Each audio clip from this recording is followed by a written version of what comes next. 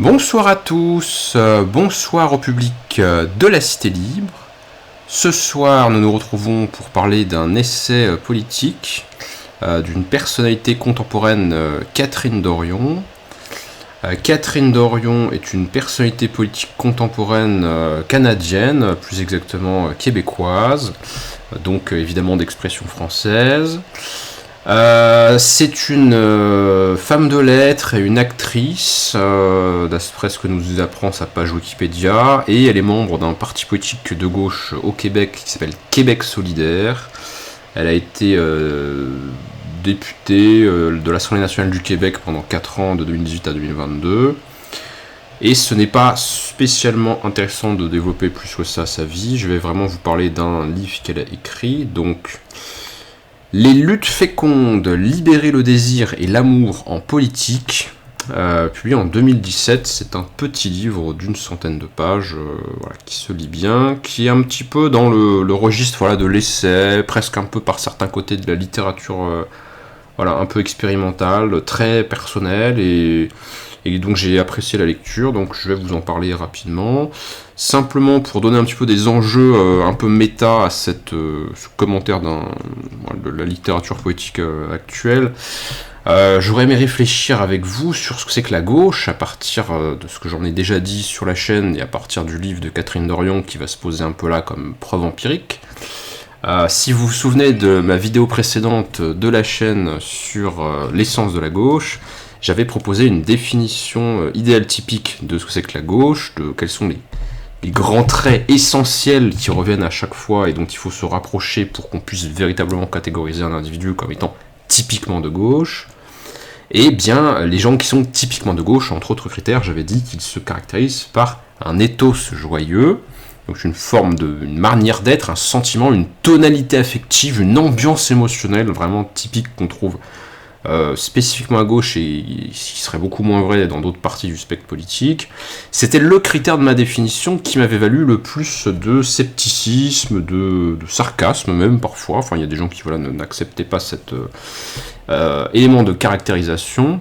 Ils seront encore moins contents de savoir que je vais faire exactement pareil le jour où je m'attaquerai à une définition de la droite, parce que je pense qu'il y a aussi une tonalité affective spécifique de la droite. Mais s'agissant de la gauche, donc voilà, l'éthos joyeux, la dimension de réjouissance, la dimension de plaisir, la dimension positive, à l'image un petit peu de ce fond de mon billet de blog, là, ce fond d'écran de mon blog avec ce soleil couchant tellement lumineux, et puis même les couleurs autour, j'ai envie de dire. Hein. On sait que les couleurs ont des effets émotionnels, on sait qu'on a des réactions émotionnelles en fonction des couleurs, hein, tout ça n'est pas neutre. Eh bien, je voudrais apporter à ma théorie, sur laquelle il y a une essence de la gauche, et l'un des traits caractéristiques typiques de la gauche, ce serait l'éthos joyeux. Je voudrais apporter à cette théorie des confirmations empiriques, puisque finalement, les théories sont faites pour vivre et mourir dans la guerre des temps, comme disait Guy Debord, et les théories scientifiques se prouvent, se valident par des expériences empiriques. Donc, en l'occurrence, eh bien, ma théorie ne sera pas réfutée, je pense, par le genre de document littéraire qu'on va lire ce soir. Donc, lisons un petit peu ensemble l'essai de Catherine Dorion. Les règles cherchent à moduler le désir pour rendre la vie prévisible.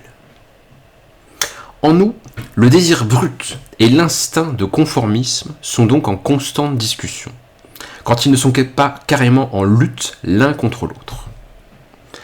Mais la discussion est déséquilibrée. Le désir s'est écrapouti devant la force de l'adversaire. Depuis quand ? Je ne sais pas. Je suis né en 1982. Je n'ai connu que des rétrécissements. Ce dont je suis sûr, par contre, c'est que ça nous rend malheureux et impuissants et déprimés et faciles à manipuler. Je vais parler dans ce livre du désir et de ce qui lui scie les jambes. Je vais parler de ce désir qui explose lors des soulèvements populaires, ainsi que de celui qui prend feu dans la passion amoureuse, parce que les deux participent d'une chimie très semblable. Et là, on a une thèse très intéressante sur les affects qui jouent au niveau individuel, les affects qui jouent au niveau collectif. tel un philosophe moyen du XVIIe siècle, il sera question des passions et de leur analyse. Le psychosociologue Francesco Alberoni écrivait dans son célèbre essai « Le choc amoureux » « Qu'est-ce que tomber amoureux ?» Point d'interrogation. C'est l'état naissant d'un mouvement collectif à deux. Entre les grands mouvements collectifs de l'histoire et le fait de tomber amoureux, il y a une parenté très proche. La nature des forces qui se libèrent et qui agissent est du même type. De nombreuses expériences, la solidarité, la joie de vivre, le renouveau sont analogues. Le sociologue Émile Durkheim, lui, parlait ainsi des états d'effervescence collective, et toute personne qui a déjà goûté à la passion amoureuse s'y retrouvera. L'homme qui les éprouve, donc les états d'effervescence collective, a l'impression qu'il est dominé par des forces qu'il ne reconnaît pas comme siennes, qui le mènent, dont il n'est pas le maître. D'où l'expression en français « tomber amoureux », comme quelque chose qu'on ne maîtrise pas, qui nous tombe dessus, qui nous emporte. La vie n'y est pas seulement intense, elle est qualitativement différente. Entraîné par la collectivité, l'individu se désintéresse de lui-même, s'oublie, se donne tout entier aux fins communes. Il y aurait dans l'expérience de l'amour et dans l'expérience de l'emportement dans un collectif politique révolutionnaire ou que sais-je, ou même à des degrés moindres, quelque chose comme une désindividualisation ou, si on était plus simondonien, comme une transindividualisation. Le soi de l'individu déborde en quelque sorte vers le groupe, vers ce qui le constitue. Son identité finalement devient moins figée, individuelle que ce qu'elle était auparavant, parce que quelque chose de lui déborde dans le groupe et quelque chose du groupe déborde en lui. Les frontières de la personnalité se transforment en fait. À ces moments, il est vrai, cette vie plus haute est vécue avec une telle intensité et d'une manière tellement exclusive qu'elle tient presque toute la place dans les consciences, qu'elle en chasse plus ou moins complètement les préoccupations égoïstes et vulgaires. On risque sa vie par amour ou pour la révolution.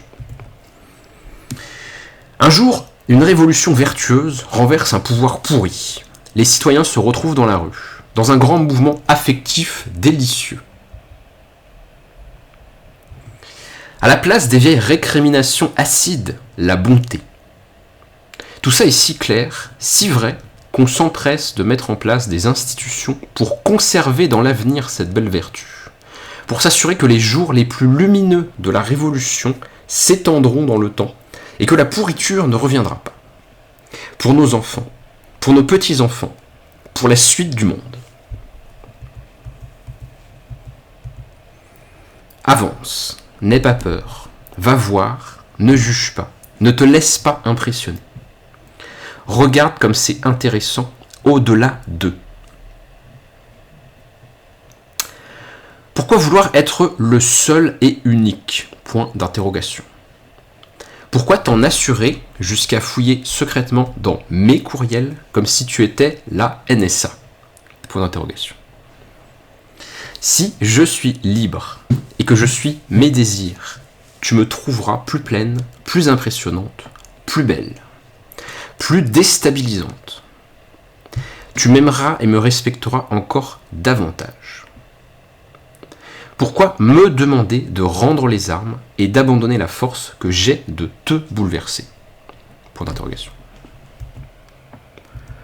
Nous sommes maintenant obligés de faire par devoir ce qu'autrefois nous faisions par désir.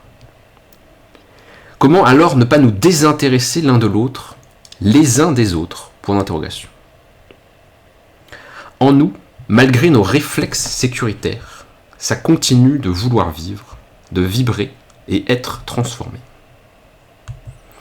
Au fond, regardez le peuple en face, entre parenthèses, ou regardez l'amour en face. C'est un peu comme rencontrer un ours en forêt. Une seule règle, ne pas se laisser emporter par la peur.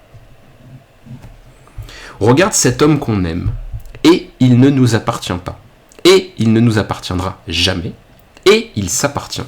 Et il est libre et magnifique. Il est là, maintenant. Il est là, et peut-être pas plus tard. Et c'est maintenant et pas demain qu'il nous faut jouir de lui. Il n'est pas un meuble dans le salon de notre vie organisée.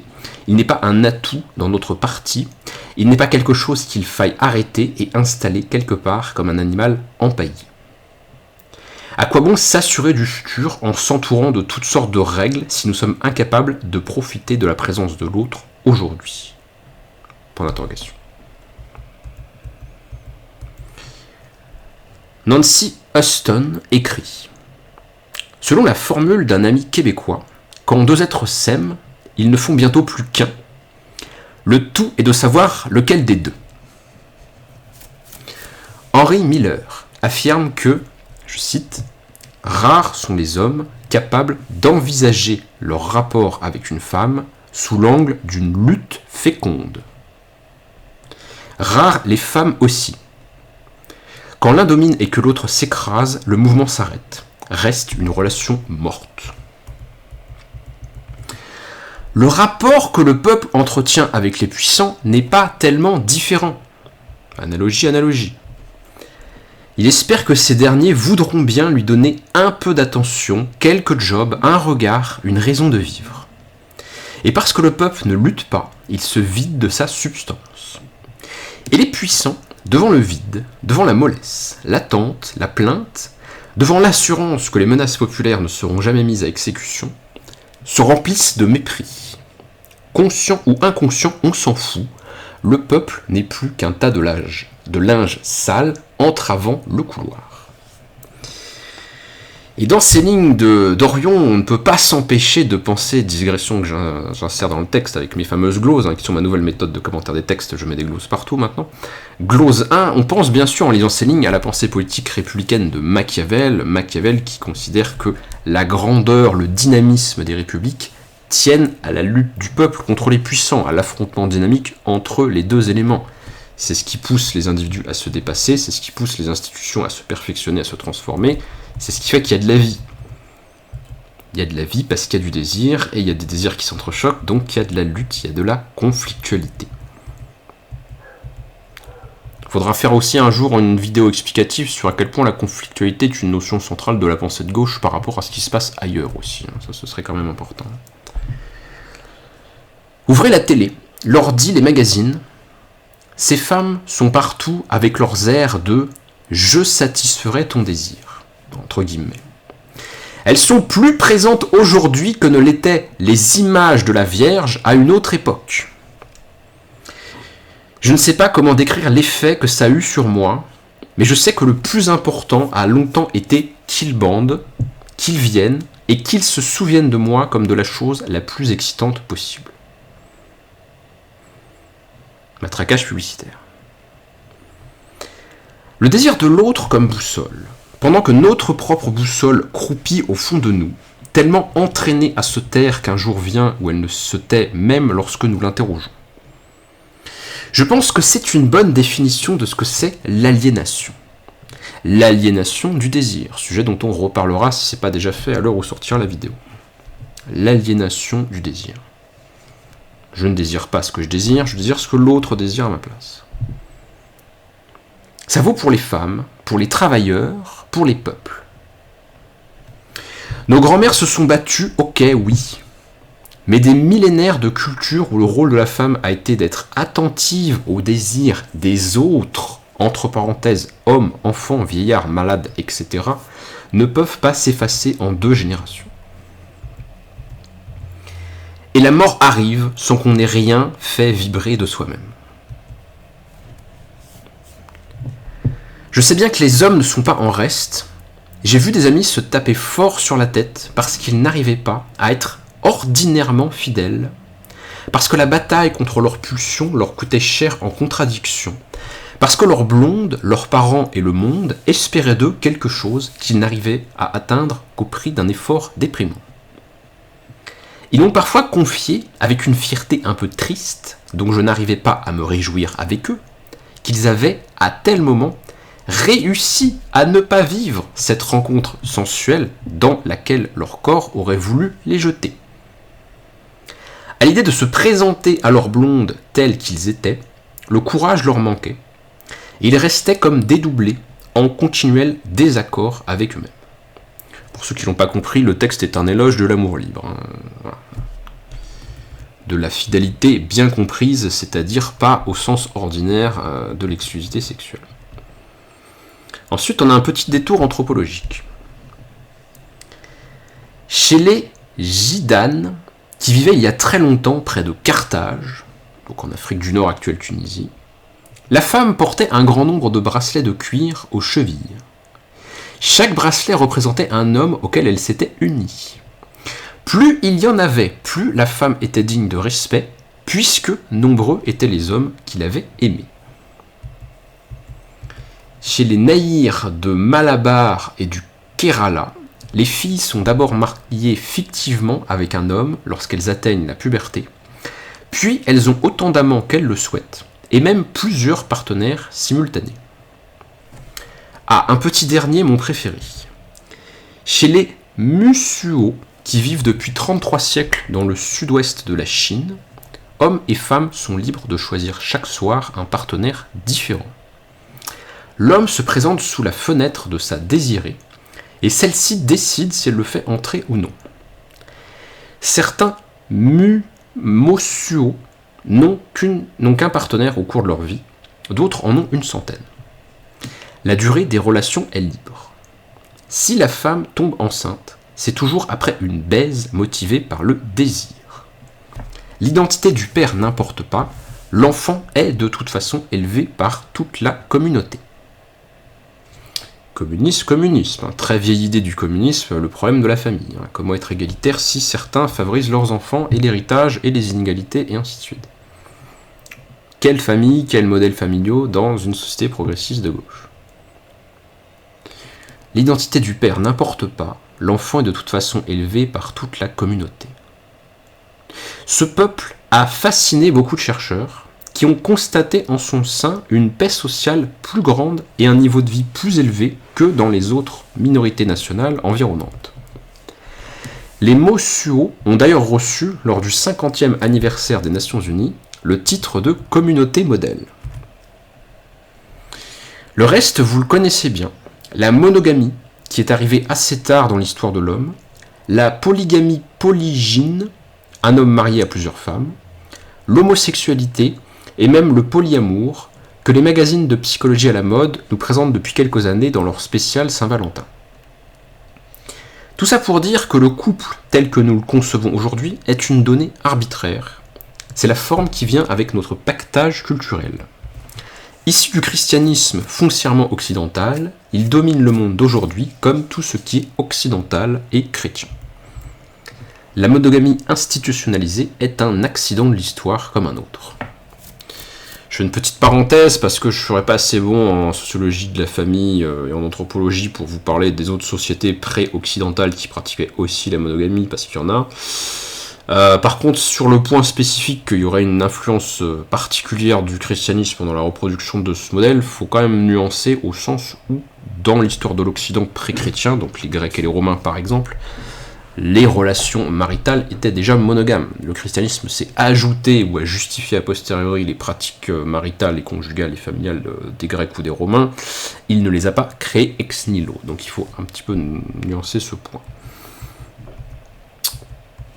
Cela dit, ça reste un modèle parmi d'autres, potentiellement dépassable ou critiquable.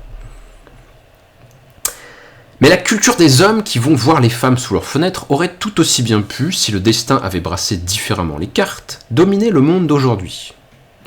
Nous serions issus d'une longue lignée d'enfants fabriqués dans le désir, loin du devoir conjugal imposé à des milliards de femmes dans le monde, loin des bébés fabriqués sous la contrainte. En fait, nous n'existerions pas. Ce n'est qu'en tant que descendants de ce système conjugal fermé que nous sommes au monde. À notre place, il y aurait d'autres humains. Seraient-ils plus libres, plus beaux, plus enclins à la joie? Mais où ai-je la tête? Un système qui domine le monde ne peut venir que d'une culture où la domination, et non la libre rencontre des désirs individuels, caractérise les rapports sociaux. Qu'est-ce qui pousserait des humains qui n'ont absolument aucune frustration sexuelle ou affective à vouloir dominer d'autres humains à l'autre bout de la planète? Par quelle espèce de folie?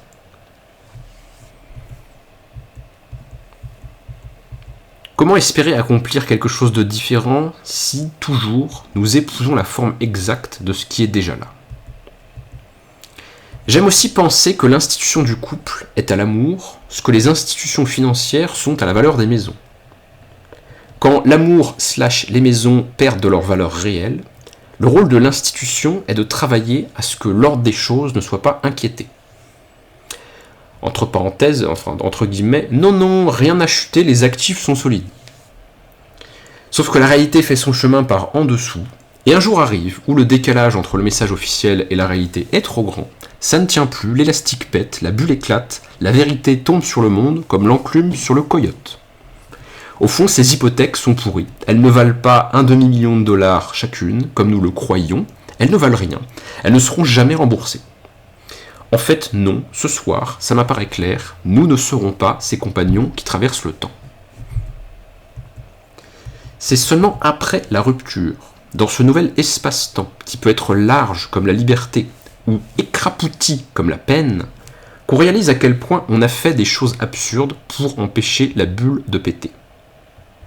Faire l'amour alors qu'on n'en a pas envie. Faire l'amour alors qu'on a envie de quelqu'un d'autre à la place.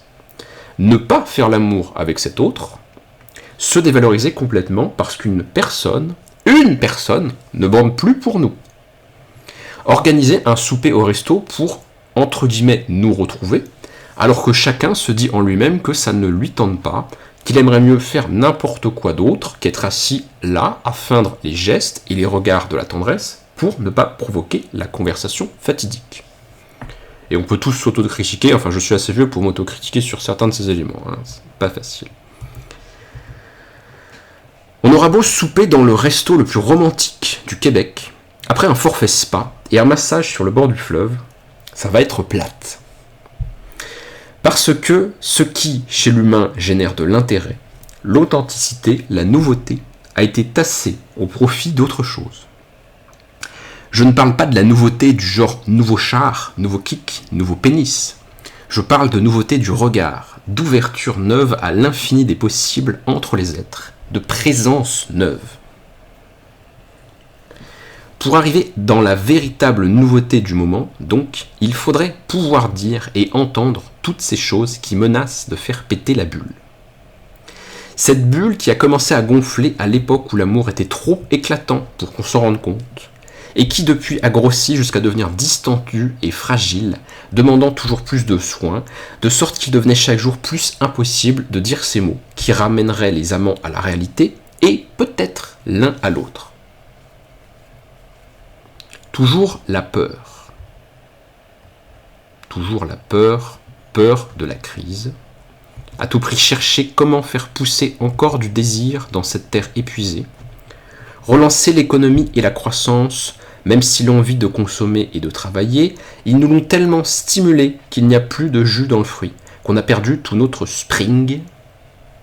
Mais ils persistent, font des campagnes de pub, avec l'aide de psychologues, pour trouver comment siphonner les gouttes oubliées, celles qu'on aurait cherché à garder enfouies au creux de notre carcasse vide et terne.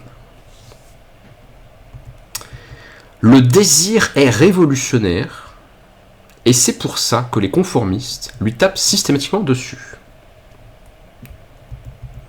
Cette culture du casseux de parti, en bon canadien qui inclut de l'anglais, était partout pendant le printemps érable et l'élection provinciale qui en sonna la cloche. Bref digression historico-politique sur le Québec contemporain, ce qu'on appelle le printemps érable, aussi appelé Grande Grève étudiante québécoise de 2011, est, d'après Wikipédia, un ensemble de mouvements sociaux partis de l'enseignement supérieur, refusant une augmentation des frais de scolarité et un certain nombre d'autres mesures, qui a fortement marqué la vie politique et sociale du Québec en 2012. C'est de cet événement-là dont nous parle l'auteur, qui avait, si j'ai bien compté, 30 ans, 82, 2012, 30 ans au moment des faits. Donc ça va revenir un petit peu dans la suite de son propos à cette fameuse mouvement de grève au Québec en 2012. Cette culture du casseux de parti était partout pendant le printemps érable et l'élection provinciale qui en sonna la cloche. Au climax de la contestation populaire, on continuait à nommer le désir qui palpitait dehors pour ce qu'il n'était pas, des demandes. Bien sûr, au départ, il y avait eu des demandes. Il y a toujours des demandes au départ, dans une révolution. C'est toujours sur des détails. On en a marre de tels détails. Et puis ça pète. Parce que c'était un prétexte. Parce que c'était la goutte d'eau qui fait déborder le vase du tous les autres trucs. Bien sûr, au départ, il y avait eu des demandes. Mais bientôt, ce qui s'exprimait dans la rue et sur les balcons, c'était une expression qui se suffisait à elle-même. Une manifestation spontanée en laquelle se rencontraient des gens qui, quelques semaines plus tôt, s'ignoraient les uns les autres. L'attitude générale n'en était pas une de demande, entre guillemets. L'attitude générale, celle qui a été complètement oblitérée des images qui envahissaient le téléjournal chaque soir, c'était la joie. Tiens. Les individualités discontinues se reliaient en une fête véritable. On célébrait la découverte intime et partagée de la puissance du groupe. On célébrait aussi avec des slogans comme « La loi spéciale, on s'en calisse !» Cette culture unique qui nous relie encore sous les croûtes d'une vie ordinairement aliénante. On s'en calisse! J'adorais cette phrase qui portait en elle des gonflements de poitrine inespérés. Ces marches aux casseroles, c'était entre autres le désir des uns pour les autres qui renaissait après des dizaines d'années d'atrophie, qui renaissait en dehors de toute structure. Et moi, j'ai pas vécu évidemment ces manifestations étudiantes au Québec en 2012, bien sûr que non, et j'ai même rien vécu qui s'en rapprocherait trop immédiatement, sauf peut-être effectivement un certain social mouvement étudiant dont je parlerai peut-être un jour ou pas dans mon passé. Mais ça fait fortement penser évidemment à toute l'histoire des mouvements sociaux et des révolutions. On peut penser dans ce qui s'est arrivé en France récemment dans les dernières années, le mouvement des Gilets jaunes, là encore partie d'un détail, une toute petite taxe de rien du tout sur l'essence, c'est pas si important. Ça n'était qu'un prétexte, parce que c'est allé beaucoup plus loin, parce que les gens ont en fait bien d'autres choses à dire, et ils l'ont dit dans les cahiers de doléances, et ils l'ont dit dans la rue surtout. Le mouvement des Gilets jaunes, c'est pareil. Le mouvement des Gilets jaunes, sa plus grande victoire historique, ne fut pas l'abandon des mesures gouvernementales, soi-disant inéluctables et nécessaires, comme cette taxe sur l'essence, dont un certain Édouard Philippe, actuellement candidat pour prendre la place de qui vous savez, nous avait bien dit à la télévision, j'en m'en souviens très distinctement, c'est une mesure capitale, on ne renoncera jamais, on ne changera pas de cap, etc. 3 semaines plus tard, la mesure était abandonnée, évidemment. Donc la plus grande victoire historique des Gilets jaunes n'est pas d'avoir fait reculer le gouvernement sur cette taxe sur l'essence qui entamait le pouvoir d'achat des classes populaires, notamment dans certaines régions périurbaines et autres parties de la France. Non, la plus grande victoire de ce mouvement fut dans les rencontres. Et pensons au film Les étincelles ou les cendres, enfin je sais plus, le film qui est sorti récemment sur les Gilets jaunes que je vous invite à voir évidemment. La plus grande victoire des Gilets jaunes, dont j'ai pas fait partie, mais il suffit de se documenter pour voir ce que c'est ça, ce fut dans les rencontres, l'immense vague de resocialisation des classes populaires qui a été sa force, son moteur, et c'est parfois prolongé au-delà du mouvement lui-même. Les gens sont sortis de la solitude, les gens sont sortis du « je connais pas mes voisins », les gens sont sortis du « il y a que moi qui souffre dans le monde, ailleurs tout va bien ». Ils ont rencontré d'autres aliénés et ils ont commencé à vouloir changer leurs conditions d'existence. Élection. Là où le désir populaire a dû s'engouffrer dans un entonnoir, gros comme le trou du cul d'une gerboise, pour finalement s'écraser, désorienté, sur un gouvernement de bois mort, celui du Parti québécois. Ce dernier a d'ailleurs passé la campagne électorale de 2014 à se féliciter d'avoir sauvé le Québec en 2012 de la, je cite, pire crise sociale depuis je ne sais plus quand. Pire crise sociale, les enfoirés. C'était le plus beau moment politique de toute la vie d'une génération de Québécois. Les rabat-joie professionnels.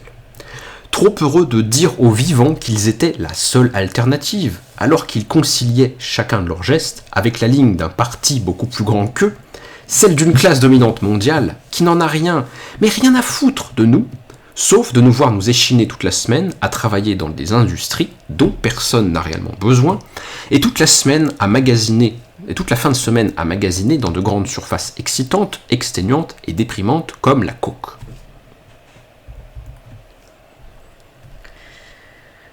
L'amour n'est pas là pour rassurer. L'amour met en danger. Une lutte féconde, oui. Sinon, c'est une paix inféconde, une paix obligée qui tient par la contrainte.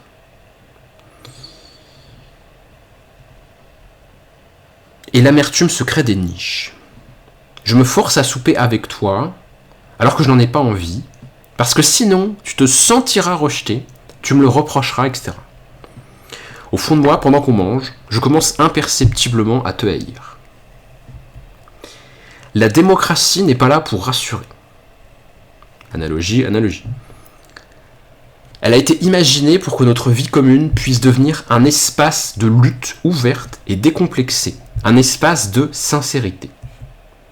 Elle n'a rien à voir avec ses injonctions d'ordre et ses promesses de stabilité, avec ces mensonges que nous répétons en masse pour oublier que nous sommes en train de céder notre temps et notre vie contre du vent, de les céder à des gens qui ne nous aiment pas et qui en sont à dresser des murs entre nos existences ordinaires et leurs bateaux clinquants.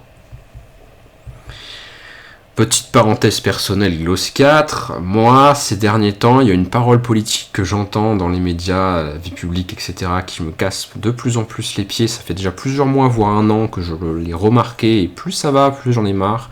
C'est les affirmations du style « un tel divise les Français ». Un tel sujet divise les Français, un tel politicien divise les Français, ou un autre peuple, peu importe.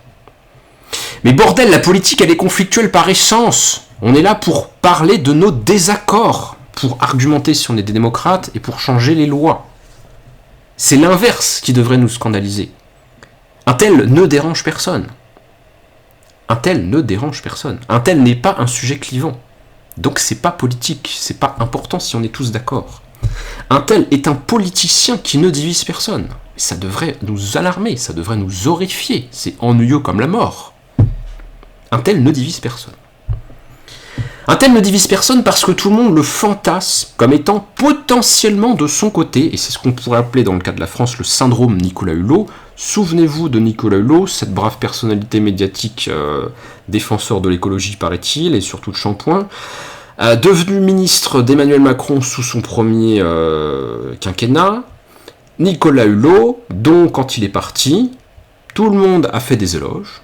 Tout le monde a fait des éloges de Nicolas Hulot, de la droite monarchiste, jusqu'à la gauche écolo en passant par le milieu. Tout le monde était pro Nicolas Hulot. Tout le monde aimait Nicolas Hulot. Les sondages nous apprenaient que Nicolas Hulot avait 90% d'opinion favorable ou je ne sais quoi, des taux délirants. Et comme à toute connerie, il y a un journaliste qui correspond à cette connerie, on a eu l'affirmation Nicolas Hulot a un destin présidentiel, 80% des Français seraient derrière lui, etc. C'est n'importe quoi. C'est une imbécilité. Les personnalités qui sont à ce point fantasmées et désirées, c'est parce qu'elles n'ont pas de discours politique. Elles n'ont pris position sur aucun sujet clivant. Si on savait ce que pensait Nicolas Hulot de l'immigration ou du capitalisme ou de je ne sais pas de la peine de mort, etc., il y aurait peut-être beaucoup moins de monde qui le porterait aussi haut. Il était fantasmé parce qu'il n'avait d'avis sur rien, à part il faudrait faire quelque chose pour l'environnement, ce qui est consensuel et n'embête personne, ne dérange aucun intérêt. Voilà. Impolitique. C'est que le vice fondamental d'ailleurs des écolos européens, des partis depuis très longtemps, ni droite ni gauche, ni clivage, on est tous amis, il faut sauver les pandas, pas de conflit, bien sûr. Ah, ces gens-là sont détestables, ces gens-là sont insupportables, ces gens-là sont indésirables, on ne peut pas les désirer pour de vrai, c'est une farce. Donc il y a ce discours, effectivement, il faudrait ne pas diviser ceci, il faudrait être consensuel sur cela. Ne pas diviser, c'est un fantasme autoritaire, ce n'est pas une vision du monde de gauche, c'est une vision du monde de droite autoritaire, ou éventuellement d'extrême gauche autoritaire, mais en tout cas, c'est pas une vision progressiste. Ne pas diviser.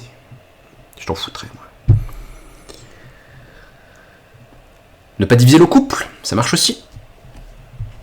Et puisque nous n'osons pas poser de gestes de rupture, écrit Catherine Dorion, la relation devient rance. Comme une tribu de punaises, l'amertume envahit l'appartement. Avec en prime une agressivité sourde qui ne se souvient plus de son objet, qui se jette à tout moment sur le moindre prétexte. Parce qu'on n'ose pas se dire les choses. Pendant que le militant bien intentionné engouffre de l'énergie dans la tentative de soutirer aux autres un engagement fondé sur le devoir, ceux-ci se détournent et se ferment au message parce que se donner encore ne ferait que les rapprocher du burn-out. Le burn-out n'est d'ailleurs pas rare chez les militants eux-mêmes. En fait, ce qui rapproche du burn-out, donc l'épuisement socio-professionnel, ce n'est pas de se donner encore, c'est de se donner encore sans avoir un réel plaisir de se donner. Et ça, on va bien le voir aux prochaines présidentielles, quand on va nous dire qu'il faudra faire du vote utile comme à chaque fois. Se donner encore sans avoir un réel désir de se donner. Sans cette poussée qui vient du corps, du ventre, du cœur, enfin de n'importe où, mais pas du jugement moral. Le désir change tout. Militer égale excité. Et dans le propos de Catherine Dorion, on ne peut pas s'empêcher de penser, je trouve, glose numéro 5, à la brochure de l'après-mai 68, qui sera peut-être déjà publiée sur la chaîne à cette date de vidéo, la brochure Le militantisme, stade suprême de l'aliénation. Oui, le problème du militantisme, le problème de celui qui vous dit non, il faut faire ceci par devoir, il faut donner son temps libre, et puis il faut voter pour des gens qu'on n'aime pas. La plus grande critique qu'on peut faire au militantisme politique, fût-il soi-disant révolutionnaire, fût-il opposé à la participation aux élections, ce n'est pas qu'il serait susceptible de ne conduire à aucun résultat. Après tout, toute action peut échouer, et pourquoi pas plus l'action militante. Ce qui ne donne guère envie dans le militantisme, c'est que ça ne donne guère envie de vivre comme ça. Pourquoi est-ce qu'on devrait sacrifier son temps libre ou son bulletin de vote pour des gens qu'on n'a pas envie de voir ? Est-ce qu'on peut vraiment accepter un tel arbitrage ? Est-ce qu'on doit vraiment sacrifier notre désir à un bien commun suprême ? Est-ce que le militantisme pourrait être autre chose que ce qu'il est généralement ? Sacrificiel, ennuyeux. Est-ce qu'il pourrait être joyeux ? Point d'interrogation. Fin de ma parenthèse, on revient au texte. On est obnubilé par la perspective d'un changement de système, mais ce qu'on veut changer au fond, c'est une culture. La prise du pouvoir n'était pas l'objectif du mouvement altermondialiste. Il n'était pas non plus celui du mouvement des Sans-Terre du Brésil, des piqueteros argentins ou boliviens, ni de ce plus récent et très large mouvement des places, entre guillemets, qui a pris tant de villes d'assaut depuis 2011, les manifestations de la place Tahrir, les indignés espagnols, puis européens, Occupy Wall Street et ses reproductions nord-américaines, les révoltes du parc Gezi, de la place Meydan, de la place Syntagma, Nuit debout et j'en passe. Des flots de contestataires d'un tas de pays se sont mis à créer en dehors de la boîte des mondes politiques colorés, attirants, qui donnent le goût de tout, sauf d'essayer encore de prendre le pouvoir par le haut.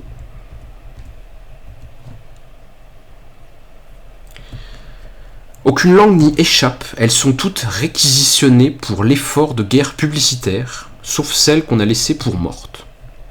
C'est ainsi qu'en plus du pillage des territoires, il faut assister au pillage des cultures. On attrape les mots, on détourne leurs richesses et on rejette leur pelure dans la foule qui ne sait plus qu'en faire. Toutes les belles expressions sont en passe de devenir surannées, quétaines, dégueulasses, parce que les agences de communication les ont violées les unes à la suite des autres, jusqu'à ce qu'elles sentent toutes le condom usé. Tous ces mots qu'on a perdus, tous ces mots qu'on a souillés, tous ces mots qu'on a galvaudés. Démocratie, socialiste, communiste, révolution. Qu'est-ce qui nous restera à la fin ? Nous, la gauche. Nous avons essayé, nous avons tenu le plus fort longtemps, mais ça ne sort plus, c'est fini. Je mets un peu plus que l'essentiel dans mon gros sac à dos. L'âme lessivée, je sors. Je barre la porte de cet appartement que je vais quitter aussi, un autre bout qui s'arrache. Je marche dans le quartier, consciente de chaque pas comme si j'étais dans un film. Une bonne dose de sens s'accroche au présent. Et la surprise, l'apaisement, les muscles qui relaxent, le silence qui se fait. Je n'aurai plus besoin de correspondre au personnage, plus besoin de lutter contre. Je marche. Comme par un effet d'entraînement, les autres voix se taisent aussi. Je n'ai besoin de correspondre à rien du tout.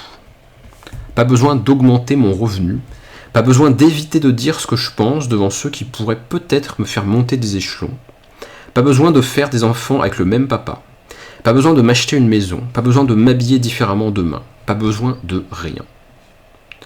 Une grande vague d'espace me submerge. Tout au fond de ce calme nouveau, pour la première fois depuis des mois, je distingue un murmure. C'est moi. c'est mon murmure. Écouter et obéir à ça, m'entraîner à ça. Là, le mal aux articulations qui diminue, le rongeage d'ongles qui cesse, et surtout le précieux sommeil qui revient, avec les rêves en prime. Pas des rêves de moi au travail en train de perdre le contrôle, non, des rêves avec des alligators sur la 3e avenue, où feu mon papa vient m'apprendre la signification des hiéroglyphes qu'il a sur les escaliers de la cour, où dans la boîte de recyclage dorment 5 bébés chats, desquels la voisine vient d'accoucher, et pendant ce temps à Place Québec se sont réfugiés des oies qui sont restées prises dans le pétrole, et il faut faire une collecte de fonds pour les renvoyer dans le nord. Des rêves comme ça. Cette folie colorée qui, tout comme la raison, est un cadeau précieux et magnifique que la nature a fait à l'humain, à ce superbe et dangereux animal qui palpite encore sous nos conditionnements. L'imagination au pouvoir, quelque part. Ce mouvement de foule extraordinaire n'a pas à être jugé à l'aune de l'atteinte ou non d'un objectif quelconque. Comme l'amour, comme le désir, il existe par et pour lui-même, il se suffit superbement et il vit encore aujourd'hui. Ces marées continuent d'agir en chacun de ceux qu'il a traversés en 2012, et si on avait pris mai 68, on trouverait des gens 50 ans après qui se souviennent très bien de ce qu'ils faisaient en mai 68. Et il y a des gens qui ne le savent pas, mais le taux de suicide baisse pendant mai 68 et pendant toutes les révolutions de façon générale.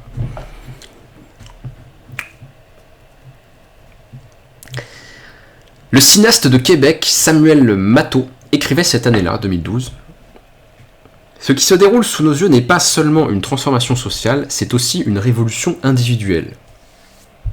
Nous découvrons notre état de présence, nous découvrons, ébahis, que l'émotion d'être ensemble nous pousse vers l'intime.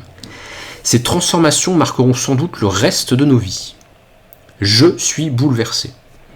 À 25 ans, je suis en train de faire mienne des expériences qui m'exigent de désapprendre des notions telles que démocratie, politique, société, individu, pour les refondre à partir d'une impasse. Nous avons vécu la rage et la haine, la violence des policiers, et la nôtre aussi. Entre parenthèses, durant cette période de grève au Québec, le gouvernement a pris des mesures autoritaires pour restreindre le droit de manifester, etc., qui ont été déclarées inconstitutionnelles et annulées a posteriori. Mais bon, le pouvoir a eu peur au Québec. Nous avons été gazés, poivrés, matraqués. Nous avons vu et senti des corps qui se battent, cèdent et se serrent les coudes. Nous avons vécu le chaos, la panique, la beauté du mouvement. Nous assumons la force de nos convictions. Nous sommes dans ce que j'appellerais une forme d'éducation populaire, où nous goûtons enfin concrètement à une forme de communauté. Ah, et ce serait-il pas la fin de l'individualisme bourgeois moderne ? Nous goûtons enfin concrètement à une forme de communauté, à un sentiment d'appartenance. L'individualisme se fissure, notre zone de confort est investie par l'autre que l'on apprend à aimer.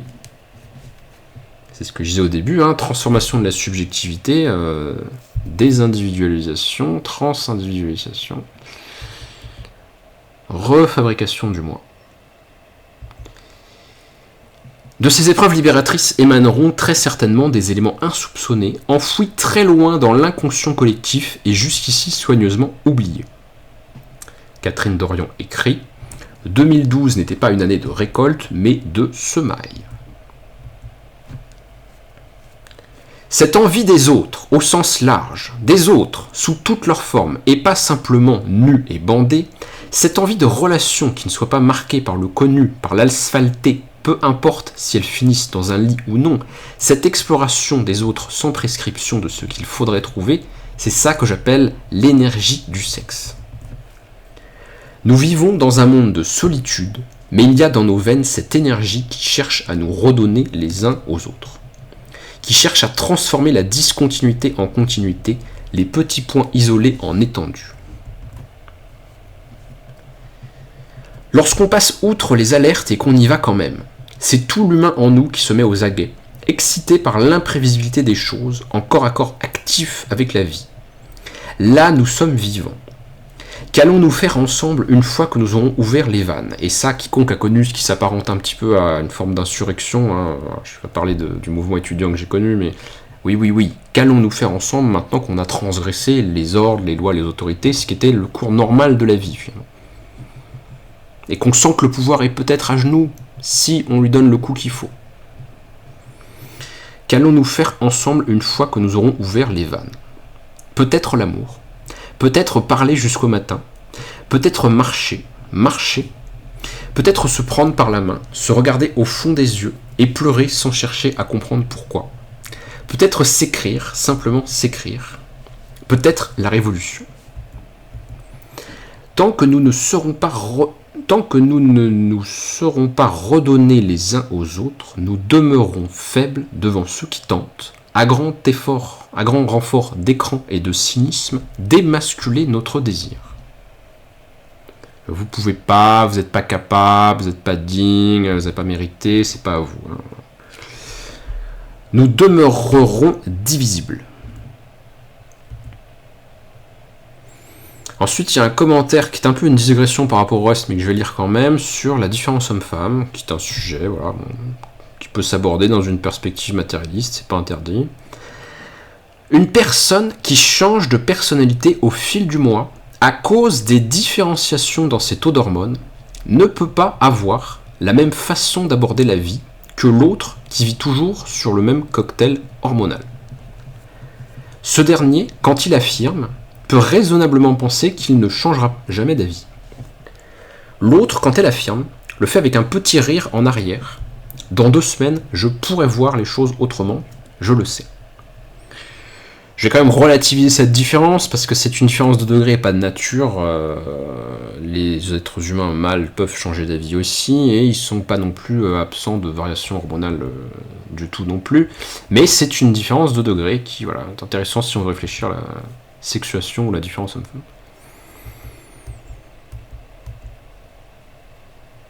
Je me souviens d'un scandale qui avait éclaté il y a une dizaine d'années dans le petit milieu du théâtre, qui était alors mon principal terrain d'ascension sociale. Un metteur en scène avait trompé sa blonde avec moi. Dans mon inexpérience, j'avais cru que les gens se diraient que ça ne les regardait pas, ou au pire qu'ils ne jugeraient que le metteur en scène, puisque lui seul avait brisé une promesse. Quelques jours après l'éclatement du scandale, je vais au théâtre. En me frayant un chemin jusqu'à mon siège, je salue une comédienne que je connais. Elle ne me répond pas. Elle regarde rigidement vers la scène, tous ses muscles disent « Il est contre mes principes de te saluer ». J'ai voulu être sûr, j'ai répété plus fort « Bonjour » et son prénom. Mais non, elle me faisait la baboune pour ma conduite inappropriée.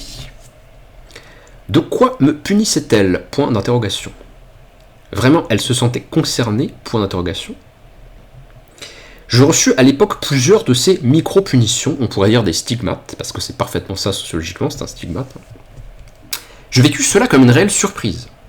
J'étais médusé. Depuis le trip d'extasie, chaque fois que je vois passer ce type de jugement moral, je ne peux m'empêcher de l'associer à une forme de tristesse chez l'autre, à un poids.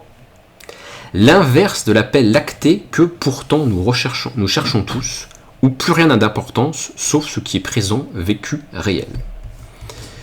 Et elle ne progresse pas plus que ça dans l'analyse du pourquoi cet ostracisme, pourquoi cette stigmatisation sociale. Moi j'ai une théorie sur ça, que je vais exposer, ça nous amènera peut-être encore plus à gauche que Catherine Dorion. Et de toute façon on arrive bientôt vers la fin. Alors, digression glose personnelle numéro 6. De quoi le mépris de la briseuse de couple ? Car en général, c'est une briseuse de couple, le mâle séducteur étant historiquement moins mal vu, au nom d'impératifs biologiques d'ailleurs mal démontrés. De quoi le mépris de la briseuse de couple est-il l'expression ? Ma thèse, c'est que c'est une expression de la peur. La peur de quoi ? La peur que nous pourrions être en couple, et que la personne de nos rêves pourrait partir avec une ou un autre, ne fût-ce qu'une fois, ne fût-ce parce que c'était bien. Donc, sanction, ostracisme, hostilité, parce qu'on a peur. Et s'il y avait quelque chose comme un progressisme dans la conjugalité, ce serait de dépasser cette peur et de faire tomber les normes d'hostilité qui s'y rattachent. Ce serait de dépasser la possessivité vis-à-vis d'autrui, comme analogiquement le communisme nous invite à dépasser la possessivité vis-à-vis des choses. Prends donc ce truc si t'en as besoin, va donc coucher avec lui si ça te plaît. Ce serait la sagesse. Et pour qu'elle soit moins rare, il faut bien que quelqu'un commence par en parler. quelque part. Et puis je vous fais pas toute l'histoire des gauches anarchistes, socialistes libertaires et autres, hein, sur l'amour libre. Sur l'amour libre. Conclusion de l'essai de Catherine Dorion. Ou fin du texte en tout cas. L'humain sait pertinemment ce qui l'intéresse. Cette boussole, nous naissons avec. L'homme est un être de désir, comme dirait Spinoza. Renouer avec elle, dans toutes les sphères de notre vie, jusqu'à ce que d'autres, impressionnés, découvrent en eux-mêmes des désirs similaires à ceux que nous avons assumés. Le désir collectif formule quelque chose de nouveau, qui n'existait pas dans l'individu seul. Impossible de prévoir de quoi ça sera fait. Les résistants ont agi parce qu'en eux-mêmes, ça parlait fort à un autre langage que celui que la propagande tentait, à grand renfort d'il n'y a pas d'alternative, entre guillemets, de leur imprimer dans le crâne. Le résistant est d'abord seul dans sa tête, se croyant fou. Puis il en détecte d'autres comme lui et s'ouvre à eux. Il n'est plus seul. Mais ses nouveaux amis et lui sont minoritaires. N'importe quel sondage les enverrait au tapis.